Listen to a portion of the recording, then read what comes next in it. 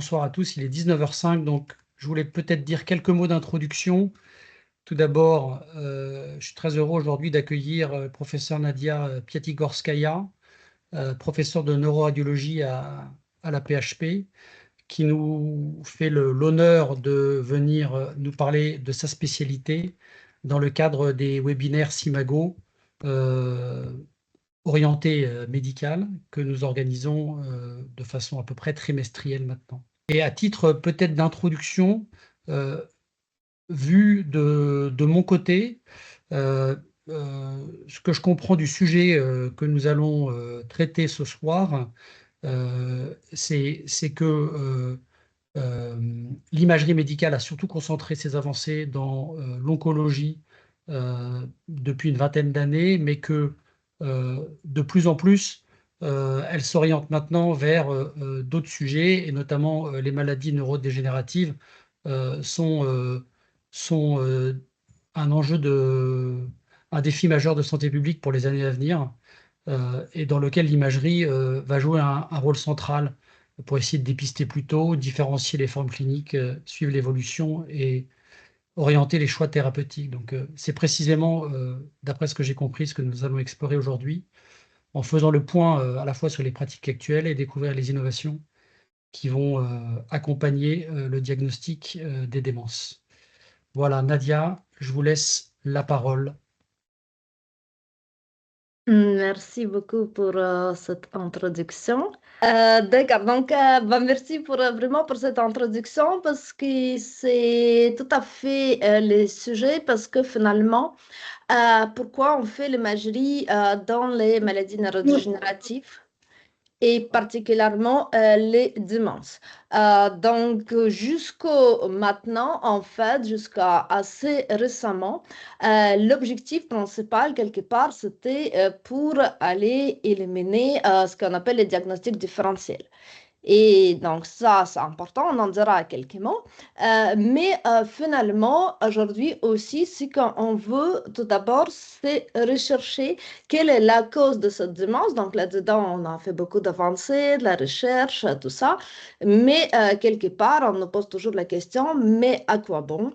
Et bientôt, on en parlera juste quelques mots à la fin parce que ce n'est pas encore fait, mais il y a des thérapeutiques qui vont arriver qui sont déjà arrivés aux États-Unis, qui sont validés en Europe, qu'on espère vont arriver en France. Et là, cette imagerie va prendre toute une autre dimension. Donc, du coup, les diagnostics différentiels. Donc, j'ai mis un peu entre guillemets, on verra pourquoi. Donc, souvent on dit, voilà, dans les maladies neurodégénératives, on veut éliminer les diagnostics hors démence. Alors, pourquoi on veut le faire? Alors, tout d'abord, ce qui est intéressant, c'est trouver quelque chose qui peut être une cause curable. Comme par exemple, ici, on a une collection sous-durale. Les sujets âgés, ce qui se passe souvent, ils vont tomber. Ils peuvent se faire une petite sous-durale, une petite collection, mais finalement, il n'y aura pas tout de suite un retentissement parce qu'il y a un peu d'espace dans le cerveau. Et donc, elles vont retomber jusqu'au moment où elles vont se dégrader et arriver à l'examen, donc scanner ou l'IRM, parfois l'IRM directement. Et là, on va pouvoir leur rendre ce service. Donc, il peut avoir aussi des tumeurs dans des types de méningiomes, comme ce qu'on voit ici. Dans ce cas-là, finalement, également, on peut directement rendre service en enlevant ce type de lésion. Ensuite, les séquelles de traumatisme, ça va nous expliquer les problématiques, mais par contre, bon, on ne va pas forcément pouvoir guérir. Et après, il y a d'autres maladies, type Creutzfeldt-Jakob. Alors, ce qui est intéressant, c'est important surtout de savoir, c'est qu'aucune de ces maladies, enfin, ça paraît évident, mais parfois on l'oublie quand on fait l'exploration neuroprotecteur, c'est-à-dire on a tout à fait droit d'avoir une séquelle de traumatisme et la maladie d'Alzheimer, et particulièrement, notamment, on peut avoir des atteintes vasculaires, on va en reparler plus dans les détails, et une autre pathologie neurodégénérative. Donc, quand on trouve une chose, il faut toujours continuer à chercher et pas s'arrêter là. Donc ici, bah, ça c'est un exemple assez évident. Là, on peut vraiment rendre service pour ce temps dans 75 ans. Troubles cognitifs d'installation progressive, donc avec des troubles sphinctériens. Et là, on voit donc qu'il y a une réelle hydrocéphalie, donc avec un enregistrement d'angle, il y a une dilatation homotriventriculaire avec des hypersignaux qui sont jamais très évidents à étiqueter, la part qui fait partie de la résorption et la part qui fait partie de la leucopathie. Mais dans ce cadre-là, on a envie de supposer qu'il y a une part de résorption. Et ici, il s'agit bien sûr d'une hydrocéphalie donc à pression normale. Et dans ce cas-là, ben, on peut proposer aux patients l'évacuation de LCR qui va pouvoir possiblement l'aider dans sa pathologie neurodégénérative. OK, pas neurodégénérative, justement. Donc, finalement, les diagnostics différentiels. Évidemment, ça sert parce qu'on a besoin donc de savoir qu'est-ce qu'on peut bien trouver que peut être traité de façon directe et parfois plus ou moins simple et qui peut expliquer la pathologie. Et donc, c'était une des raisons pourquoi HAS, depuis déjà pas mal d'années, recommande en première intention réaliser une IRM chez les patients qui présentent un trouble cognitif. Alors, pour autant, il ne faut pas oublier la place de scanner qui peut être pertinent parce qu'on reçoit déjà, on peut identifier beaucoup de ces pathologies de type méningiome, hydrocéphalie et les collections sous-durales. Donc, ce n'est pas l'idéal parce qu'on aime bien, ensuite on parlera quasiment que de l'IRM. On préfère avoir une IRM pour pouvoir explorer. Mais dans certains cas, bah, on peut déjà avancer sur notre diagnostic, d'une part. Et d'autre part, aussi, ce qui est important, c'est qu'aujourd'hui, il y a de plus en plus de patients avec des pacemakers, avec différents matériels implantables. Et finalement, on dit que tout est IRM compatible, mais tout est IRM compatible sous beaucoup de conditions. Et donc, dans certains cas, bah, typiquement, dans les maladies neurodégénératives, je trouve qu'habituellement, faire une IRM dans ce cadre n'est pas forcément justifié. Et il faut toujours commencer par un scanner où on peut déjà répondre à pas mal de questions. Donc, finalement, on pense à diagnostic différentiel s'il y a une association de signes neurologiques focales, s'il y a certains signes évocataires dans les installations rapides, notion de chute ou de trauma, mais parfois, ça peut être découvert directement à l'examen de neuroradiologie. Alors, quelques mots sur la maladie de Creutzfeldt-Jakob. Non, ça, c'est quelque chose qui est assez rare, mais quand même pas exceptionnel. Donc, on continue à le garder à l'esprit, donc dans sa forme sporadique. C'est une pathologie avec une évolution assez rapide, dégradation intellectuelle rapide, et donc on va retrouver ces hypersignaux corticaux donc en diffusion et en flair, ainsi que les hypersignaux de noyau gris qu'on peut trouver. Et donc, dans ce cadre-là, il faut quand même penser à cette pathologie, même si elle reste rare, il ne faut pas l'oublier. Alors maintenant, parlons de ce qui est beaucoup plus fréquent dans tout ce qui est lié à une atteinte vasculaire. Donc, les hypersignaux de la substance blanche, c'est un vaste sujet. Euh, Finalement, la première cause, chaque fois qu'on en y pense, particulièrement chez un sujet qui est plutôt âgé, c'est la pathologie vasculaire. Donc, ça peut être le fameux leucoréose, on va en reparler, mais aussi l'encéphalopathie vasculaire ou directement des lésions ischémiques. De l'autre côté, quand un sujet est plus jeune, on va penser à une pathologie inflammatoire, même si la CEP de sujet âgé, ça existe, c'est pas quelque chose complètement exceptionnel. Et puis, un peu entre les deux, on a les vascularites, qui est une autre groupe nosographique. Après, il y a la pathologie métabolique. Bon, ça, c'est assez rare, les découvertes chez les sujets âgés. D'habitude, on est déjà au courant depuis longtemps. Les pathologies plus aiguës de type presse-syndrome qui sont possibles et puis de diverses autres causes. Et ce qui existe aussi et qui pose souvent problème, c'est ce qu'on appelle les ovnis. Donc, on va en reparler, ces fameux objets brillants non identifiés. Donc, du coup, comment on va explorer ces hypersignaux de découverte fortuite? Alors, on va penser de l'âge de patient. Donc, chez les sujets âgés, ben, on va en trouver très, très fréquemment. Donc, on va voir dans quel cadre il faut s'inquiéter, dans quel cadre c'est un peu normal. Donc, on va toujours faire dans notre protocole des choses assez classiques, donc le 3D flair, diffusion, 3D T1, donc ce qui fait partie de tout bilan indispensable donc dans l'exploration de troubles cognitifs de sujets âgés. Euh, Également, donc chez les sujets jeunes, plutôt, on va rajouter donc d'autres séquences plus pour la pathologie métabolique ou inflammatoire.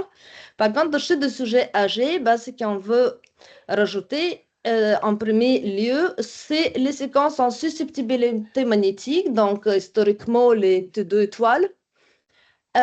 Mais on fait de plus en plus de séquences de type SWI ou SWAN selon les constructeurs où on va beaucoup mieux voir les microsaignements qui sont importants dans notre orientation diagnostique. Parfois, dans certains cas, pas forcément systématiquement, on peut également faire une angiogramme de polygone de Willis. Les séquences coronales T2 qui étaient historiquement beaucoup faites pour regarder les hippocampes, maintenant avec les séquences 3D T1 qui sont assez performantes, bah, finalement on en fait de moins en moins. Ça n'a pas plus beaucoup de valeur ajoutée. Donc, finalement, les hypersignaux en soi, elles sont assez peu spécifiques et on va aller toujours rechercher des signes associés pour caractériser que ce soit une maladie d'origine maladie vasculaire ou d'autres pathologies. Alors, ce qu'on voit le plus souvent, et ce qu'on décrit quasiment systématiquement, même des fois, c'est pas toujours ça, c'est cette fameuse leucoariose. Donc, qu'est-ce que c'est la leucoariose?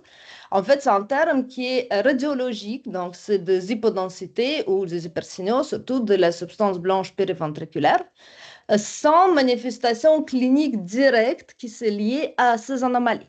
C'est quelque chose qui est très fréquent, donc il y a entre 60 et 90% de sujets au-delà de 65 ans, mais ce n'est pas une fatalité. Et la fréquence, elle va augmenter avec les facteurs de risque vasculaire. C'est mieux visible à 3 Tesla qu'à 5 Tesla, donc ça, il faut faire attention. Si on fait le contrôle chez les sujets, d'abord, il a son examen en 5, ensuite il a 3T. Si on voit mieux, bah, il faut se poser la question, est-ce qu'il y a vraiment plus d'attente ou est-ce que c'est juste lié au champ magnétique? Et les mécanismes physiopathologiques, il y a pas mal d'hypothèses, mais ce n'est pas complètement clair. Donc, on va les caractériser donc, en trois.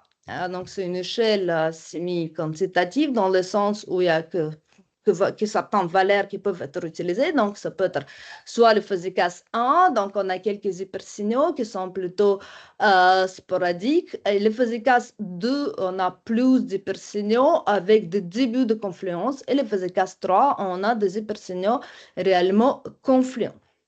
Alors, pourquoi les choréos, c'est important? C'est parce que c'est un facteur de risque majeur, même s'il n'est pas associé directement à des symptômes cliniques.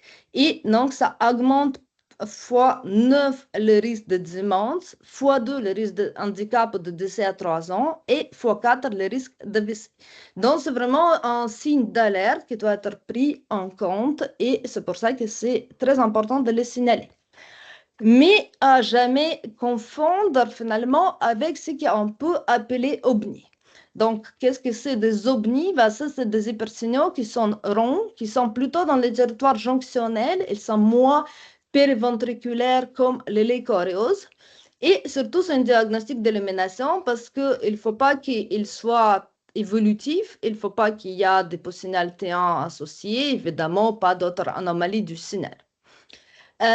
Et après, il y a la frontière quand même qui n'est pas complètement claire entre ce qui est normal et ce qui est pathologique, parce qu'on va trouver plus d'obnis dans le cadre de migraines, les puces, troubles de mastase, donc particulièrement les migraines qui sont très pourvoyeurs de ces petits hypersignaux. Donc, est-ce qu'il faut l'explorer? Alors, les problèmes, c'est pas simple. C'est que d'une part, on veut pas méconnaître une pathologie, pouvoir proposer, donc, comme on disait, si c'est une vraie leucopathie vasculaire, ben, il faut un suivi, il faut contrôle de facteurs de risque, ça peut être lié aussi à une autre pathologie, mais c'est extrêmement fréquent dans la population générale et ça peut inquiéter les patients. Et finalement, on va quelque part explorer une image et non un symptôme. Donc, on dit que quand il y a deux, trois hypersignaux comme ça par décade, et il n'y a rien d'autre à part possiblement de migraine, on n'explore pas. Et donc, deux, trois par décade, à 70 ans, on peut commencer à en avoir quelques-uns. Mais si ça reste petit, plutôt jonctionnel, non confluent, bien sûr, là, on va moins s'inquiéter. Par contre, s'ils sont plus multiples, s'ils sont confluents, là, on va quand même les surveiller. Et ensuite, s'il y a autre chose associée, bah, par exemple le facteur de risque cardiovasculaire, bah, là, on va orienter vraiment le patient pour faire son bilan cardiovasculaire avec la prise en charge de ces anomalies. Alors, ensuite, on peut aller plus loin dans la pathologie avec des véritables lécoencéphalopathies vasculaires. Donc, dans le cadre de l'éncéphalopathie vasculaire, on n'a pas juste de quelques hypersignaux, on va avoir d'autres anomalies associées.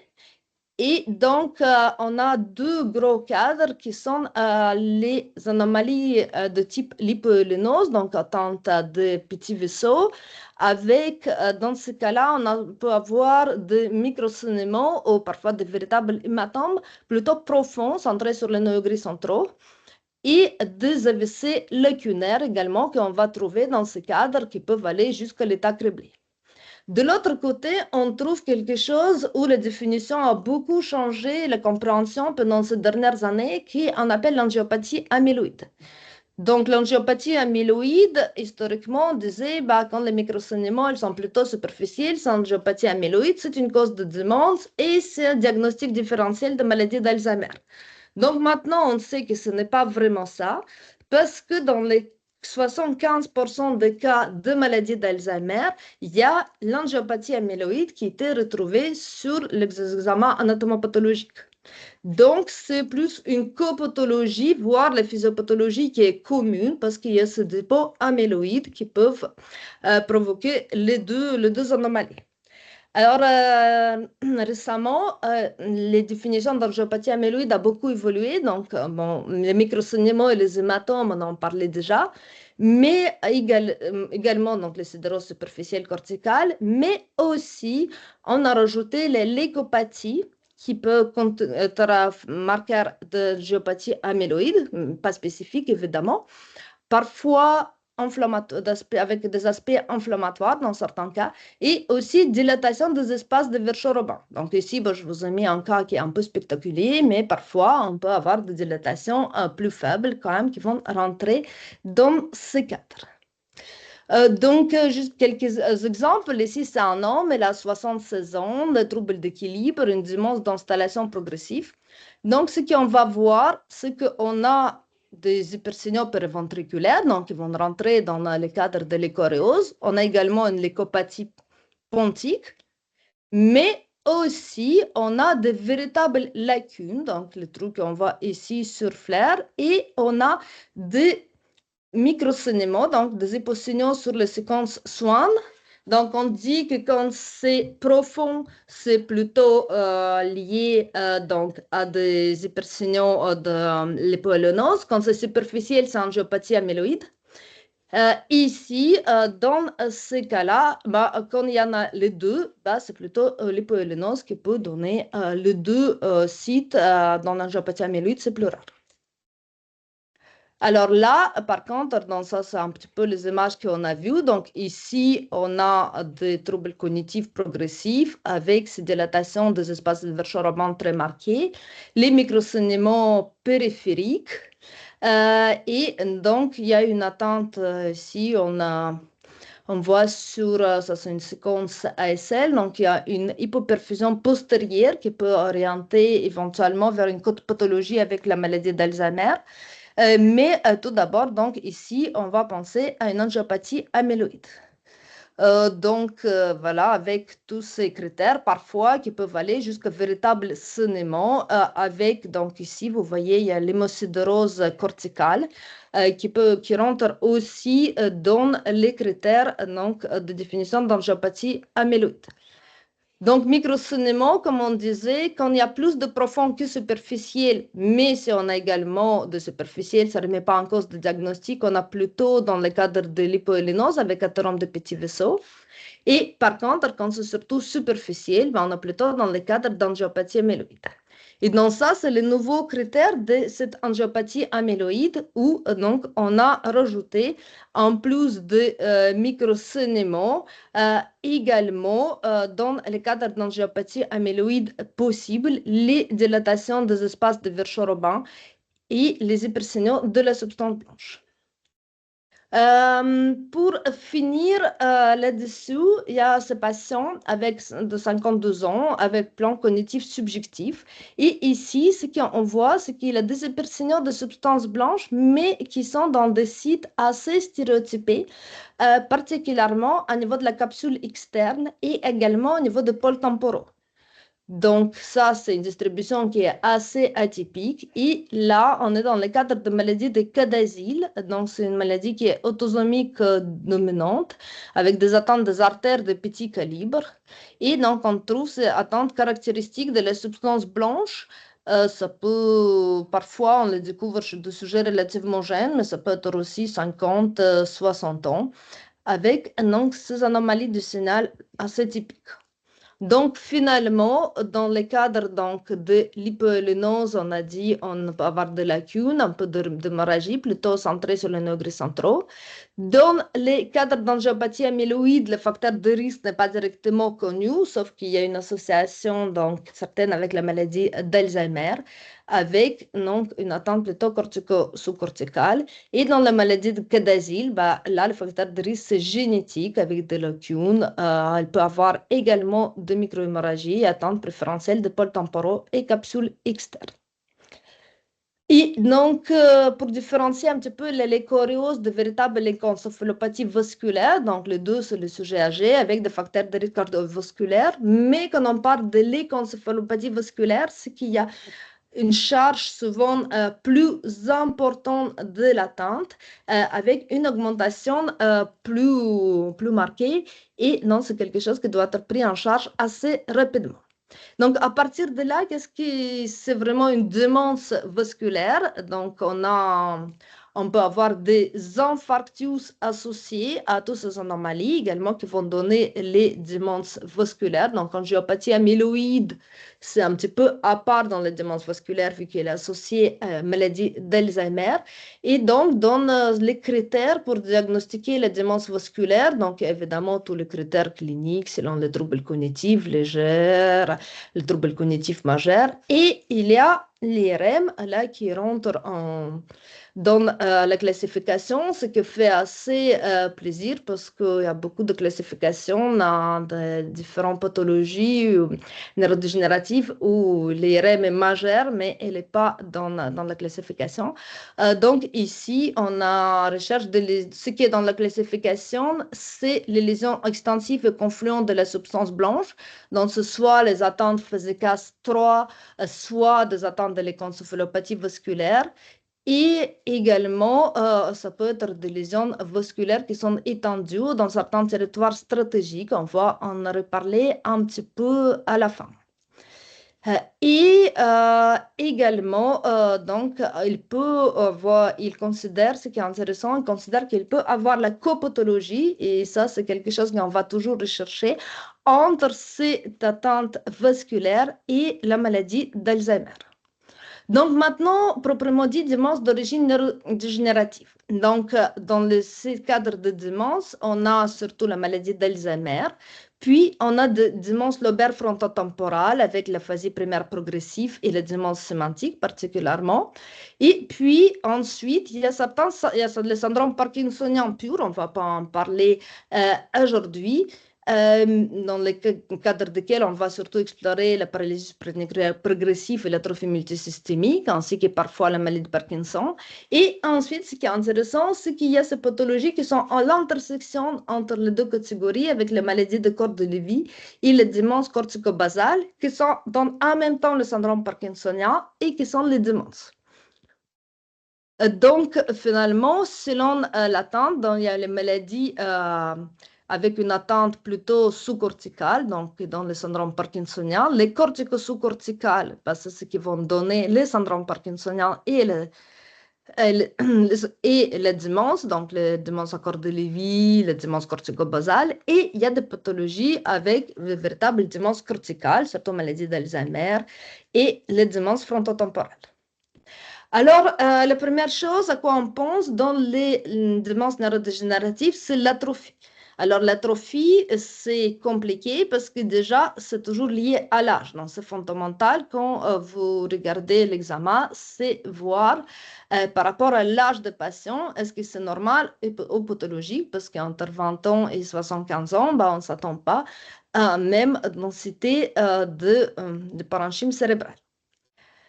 Donc, l'atrophie, en fait, c'est quelque chose qui apparaît de façon assez précoce, mais avec une variabilité individuelle importante et également une variabilité régionale. Bah, typiquement, même chez des sujets normaux, il y a des régions frontotemporaux qui vont être plus touchées par cette atrophie normale que les régions postérieures.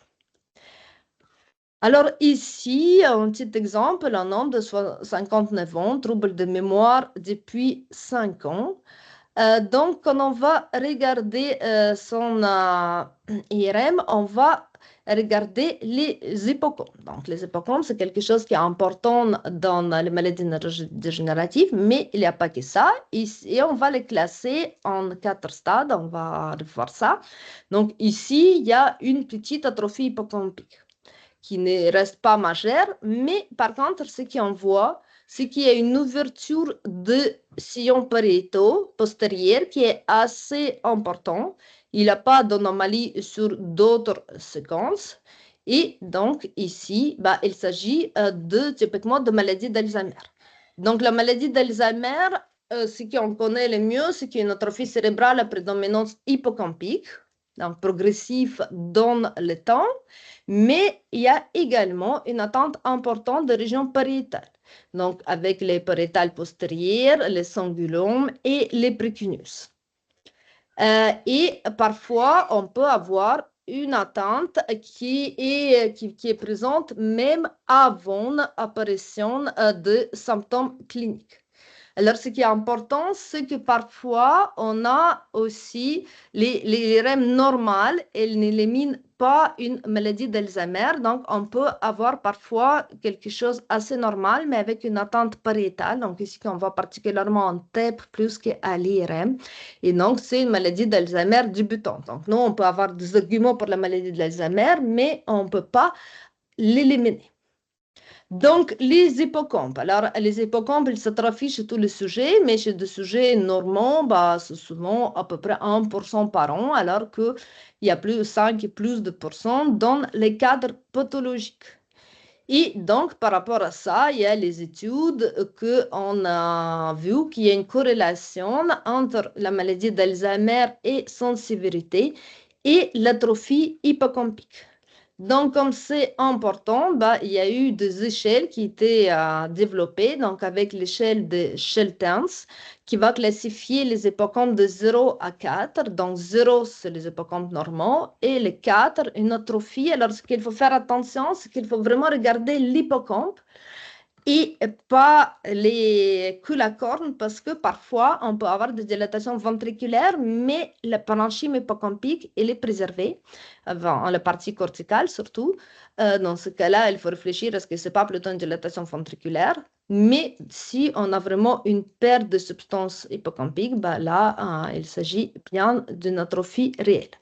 Il y a aussi d'autres classifications qui étaient proposées qui sont un petit peu moins utilisées, donc comme ERICA. Donc ici, ce qu'on va regarder, c'est la dilatation de ce sillon qui est le sillon entorhinal. Et donc, dans cette étude, ils ont montré qu'il y a une super précision diagnostique. C'est vrai que quand on regarde, on vous le voit assez bien, mais souvent on a un petit peu moins à l'œil parce que c'est quelque chose qu'on utilise moins. Donc, comme c'est pas toujours évident pour le diagnostic, mais particulièrement pour le suivi, il y a eu beaucoup d'échelles qui étaient des techniques qui étaient développées pour quantifier ça. Donc, il y a des choses qui étaient développées dans les recherches avec tout un tas de logiciels. Et puis, aujourd'hui, avec l'IA, il y a beaucoup de constructeurs. Là, c'est juste quelques exemples. Il y en a beaucoup de startups, de boîtes plus établies que proposent les segmentations hippocampiques et également les segmentations d'autres structures cérébrales pour s'orienter vers une maladie neurodégénérative, particulièrement Alzheimer, mais aussi les autres. Ce qui est intéressant là-dedans, en fait, c'est qu'il propose une population normative. Enfin, ce qui sont intéressants, particulièrement ce qui propose cette population normative, même âge, même sexe, par rapport auquel on peut comparer chaque région de notre sujet. Alors, du coup, il y a beaucoup de débats de l'analyse visuelle versus l'analyse quantitative. Donc, l'analyse visuelle, finalement, c'est quelque chose qui reste assez sensible, assez spécifique, assez reproductible et bien corrélé aux résultats quantitatifs et assez largement utilisé. L'analyse quantitative, c'est plus sensible au taux de trafic. Donc, ce que je disais, ça donne des valeurs continues. Donc, ça peut être particulièrement intéressant dans les études longitudinales ou dans les suivis de patients sous traitement. Il y a la population de référence et évidemment, il y a moins de variabilité entre observateurs parce que ça arrive souvent que l'hippocampe, en coup, il est chez le TENS 3 et puis le fois d'après, il a repoussé plus que chez le TENS 2. Mais c'est juste que l'observateur a changé. Donc, c'est intéressant. Moi, aujourd'hui, je continue à utiliser beaucoup l'analyse visuelle, mais je regarde toujours également les segmentations avec de l'IA qui contribuent à mon diagnostic et aussi pour un petit peu me faire une idée là-dessus. Alors, donc, il y a la maladie d'Alzheimer, mais les démences ne s'arrêtent pas là. Donc, à côté de ça, on a par exemple pour ces patients-là. Donc, c'est toujours la même clinique, homme 58 ans, syndrome démentiel rapidement évolutif. Mais ce qu'on voit ici, c'est que l'atrophie, elle prédomine vraiment à niveau de région frontale. Et aussi, ce qui peut nous orienter, c'est le côté rapidement évolutif. Parce qu'ici, les démences lobaires frontotemporales, souvent l'évolution, elle est plus rapide que dans le cadre de maladies d'Alzheimer. Mais après, c'est reste quand même quelque chose qui est plus rare. Donc, les troubles de mémoire sont souvent complets, mais il y a une attente temporale, donc ils ne sont pas exceptionnels. Et donc, il y a les démences un petit peu frontales classiques, donc les démences frontotemporales comportementales. Et puis, ensuite, il y a les gammes des aphasies progressives langagées, donc avec les démences sémantiques et l'aphasie progressive agraphique. Donc, les démences sémantiques, c'est celle qui est les plus typée avec une atrophie temporopolaire. Et puis, donc, on a les autres formes. Donc, la forme sémantique, on a vraiment le pôle temporal qui est atrophique. Souvent, ça commence à gauche, puis après, ça se diffuse de côté contralatéral. C'est assez facile à diagnostiquer. Une fois qu'on en a vu un, on les a tous vus. Ensuite, les formes non fluentes, donc là, ça reste toujours dans le spectre de l'EFT. Et là, on a une atrophie fronto-insulaire. Et ensuite, il y a les formes logopéniques qui, elles, sur le plan de l'anatomopathologie, elle est plutôt associée à maladie d'Alzheimer et elle donne une atrophie temporopariétale et également au niveau de la vallée sylvienne. Donc ici, là, on a la maladie d'Alzheimer avec une atrophie temporale interne qui on voit surtout bien sur le coronal, mais on peut aussi pas mal le deviner en axial. Ici, le démence frontotemporale dans sa forme comportementale, donc avec une atrophie prédominante en frontal. Là, on a la démence sémantique et ici, donc, l'aphasie primaire progressive avec une attente ici qu'on voit en insulaire. Finalement, voilà, avec l'IRM, on arrive à beaucoup de choses avec quand même quelques limites. Donc, parfois, les atrophies hippocampiques, initialement, elles sont assez modérées et difficiles à détecter. On a des formes de MA atypiques. Euh, on peut avoir une peu d'atrophie hippocampique, mais aussi d'autres régions dans les formes gènes. Et donc, ça peut être problématique dans les thérapies ciblées parce que finalement, dans ces thérapies ciblées, on veut trouver des sujets qui ne sont pas encore très atteints. Et c'est important de connaître les mécanismes physiopathologiques pour ne pas traiter avec les mauvais traitements la mauvaise pathologie. Dans ces cadres-là, ben, nous, on fait beaucoup de TPRM. C'est vrai qu'on a de la chance d'avoir cette machine. Après, la plupart des gens ne l'ont pas. Mais ce qui est important de savoir, c'est que parfois, la TEP peut avoir un apport important dans certaines formes, surtout précoces ou complexes, dans les maladies neurodégénératives. Et donc, c'est bien de s'intéresser si les patients ils ont déjà eu la TEP et confrontés un petit peu à ces résultats ou parfois conseiller de compléter par la TEP dans le cadre de certains tableaux, particulièrement par exemple de maladies d'Alzheimer gène ou de diagnostics différentiels qui restent compliqués. Parfois, nous, c'est vrai que comme on a de la chance d'avoir cette machine, ben, on va envoyer là-bas la plupart de nos cas. Donc, parfois, ça augmente surtout notre certitude diagnostique. Comme ici, par exemple, ben, on a bon, l'atrophie hippocampique qui est minime. Par contre, on a une bonne atrophie pariétale postérieure avec un hypométabolisme hippocampique et un hypométabolisme de carrefour et pariétal. Et donc ici, c'est bien la maladie d'Alzheimer. Alors, là où c'est intéressant aussi, c'est dans les formes mixtes, comme ici, ou dans les cadres où on ne sait pas à quoi est lié le syndrome démentiel. Donc là, typiquement, c'est un homme qui a un antécédent de d'AVC frontal droit, suite auquel il développe ce symptôme. Donc, syndrome amnésique, trouble de langage. Et ici, on voit qu'il y a cette séquelle frontale qui est assez majeure, avec quelques remaniements hémorragiques séquelaires. Et également, il a une atrophie hippocampique. Donc, est-ce que c'est une copathologie? Est-ce qu'il y a en même temps maladie d'Alzheimer ou pas? Ben, ça, on a du mal à répondre avec une IRM seule. On peut supposer les deux hypothèses, mais ensuite ici, ben, la TEP, elle va bien nous aider parce qu'on va voir qu'il n'y a pas d'hypométabolisme qui serait typique donc d'une pathologie neurodégénérative. Et finalement, cette atrophie hippocampique, ben, elle va être liée à une dysdifférentation directement par cet accident ischémique. Alors, un autre exemple, donc ici, on a un trouble de mémoire avec quelques problèmes d'attente de fonction exécutive, puis installation de troubles. Et là, ce qu'on trouve à l'IRM, c'est qu'il y a une séquelle de WC thalamique gauche. Donc ça, on n'a pas besoin évidemment de la TEP pour voir ça. Il y a une petite asymétrie de corps mammillaire, donc on voit ici sur le 3DT1. On voit souvent des petits accidents ischémiques thalamiques qui sont par d'ailleurs pas neuroprotecteurs non plus. Et ce que va nous aider ici, donc la TEP, en plus donc, de ce qu'on a vu, c'est de voir est-ce que ensuite les attentes qu'on voit, ben, elles sont liées uniquement à cette lésion ou pas. Et donc là, finalement, ce qu'on va trouver, c'est qu'en TEP, il y a une attente frontale qui va être liée à une désephérentation de cortex frontal, donc qui est uniquement d'origine vasculaire par cette petite lésion thalamique, donc avec une attente de circuit de Papez.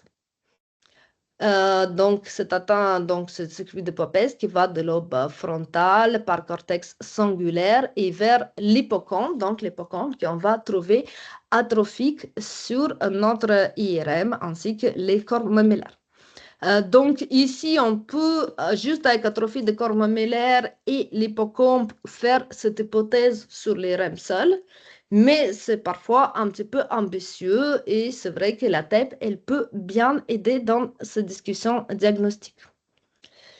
Alors, une autre histoire, donc, c'est une patiente avec trouble de langage, manque de mots, d'évolution progressive, antécédents vasculaires également, donc HTA, dyslipidémie, une MMS à 22, donc assez bas. Et ici, qu'est-ce qu'on va trouver? Finalement, à l'IRM, on a ici, bon, il y a un petit peu d'élargissement sur les coupes hautes, mais ça reste pas du tout spécifique, donc on ne trouve pas vraiment d'atrophie. Donc, il n'y a pas vraiment d'atrophie hippocampique, il n'y a pas de microsaignement, pas d'anomalie en diffusion. Par contre, on voit qu'il y a pour les coups, il y a une leucoariose qui est majeure. Donc, ici, c'est du Fésicas 3. Et de l'autre côté, en TEP, on voit qu'il y a une attente du carrefour avec une attente temporale qui sera plutôt en faveur de maladie d'Alzheimer. Donc, finalement, ici, c'était une copathologie. Nous, si on faisait l'IRM seul, on dirait, voilà, c'est probablement une démence d'origine vasculaire avec cette attente, mais ça valait le coup chez ce patient de le compléter par une TEP parce qu'il y avait les deux facettes. Et alors, une autre chose sur laquelle c'est pas forcément évident de réfléchir sur l'IRM seul, mais il faut des fois se le dire quand même, enfin le suspecter, euh, c'est ces cas-là. Donc ici, en fait, ce patient, donc avec des troubles de mémoire, il présente une atrophie et il a probablement les analyses par l'IA pour aider, donc une atrophie hippocampique seule avec une évolution d'atrophie hippocampique rapide. Là, ce que TEP nous a aidé, c'est de voir ce qu'en dehors de cette atrophie hippocampique, il n'y a aucune autre attente. Et ça, pour le coup, c'est une pathologie qui est assez fréquente, ce qu'on appelle late. Donc, c'est une attente lambique chez les sujets âgés qui donnent une demande, mais ce n'est pas une maladie d'Alzheimer. Donc, cela, ils ne pourront pas être traités. Et après, la dernière chose aussi ici qui est intéressant, c'est ce fameux hypersignal flair hippocampique qui souvent on discute à quoi ça peut être lié. Alors, hypersignal flair hippocampique, bah, des fois ça peut être lié déjà à la séquence, il faut être bien sûr de la séquence, mais ce n'est pas quelque chose qui est spécifique, c'est peut être lié au gliose parce que l'hippocampe il s'atrophie très vite. Donc, ça n'arrive pas souvent dans la maladie d'Alzheimer parce qu'il y a une atrophie qui est très progressive. Par contre, dans l'attente comme late, par exemple, ben, on va avoir une atrophie qui est rapide. Dans certains cas aussi de DFT, on peut avoir une atrophie rapide et dans ce cas-là, on va trouver ces hypersignaux.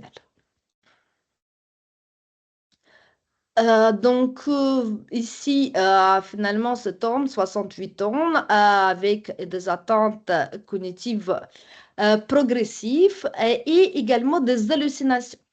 Alors ça, c'est intéressant parce que ici, dans ces cas-là, eh ben, nous, en TPIRM, on s'est rendu compte un petit peu de la supériorité de l'IRM, mais ça, c'est quelque chose où on peut s'en sortir avec l'IRM seul, parce qu'en TEP, on a une attente qui est donc plutôt postérieure, qui peut correspondre aux maladies d'Alzheimer ou aux démences à corps de Lévy. Ici, dans le cadre de démence à corps de Lévy, on a aussi une attente occipitale qui est associée, on voit également à l'IRM, mais qui n'est pas spécifique. Et par contre, en IRM, bah, c'est qu'on peut faire de façon beaucoup plus spécifique avec cette séquence. Donc, c'est visualiser la substance noire. Donc là, c'est des séquences en susceptibilité magnétique qui durent 4 minutes à peu près, avec un champ de vue faible, avec une haute résolution. Et il y a cette structure donc, qui correspond à un nigrosome, dans une partie de la substance noire qui est chargée en neurones dopaminergiques. Et dans le cadre de Parkinsonisme, que ce soit une maladie de Parkinson, mais aussi d'autres origines, et celle qui nous intéresse souvent, c'est la démence à corps de Lévy, bah, ici, on va avoir cette attente. Qu'on voit ici avec perte de ces hypersignaux. Donc ça, c'est vraiment quelque chose qui est intéressant et peut se faire facilement en IRM.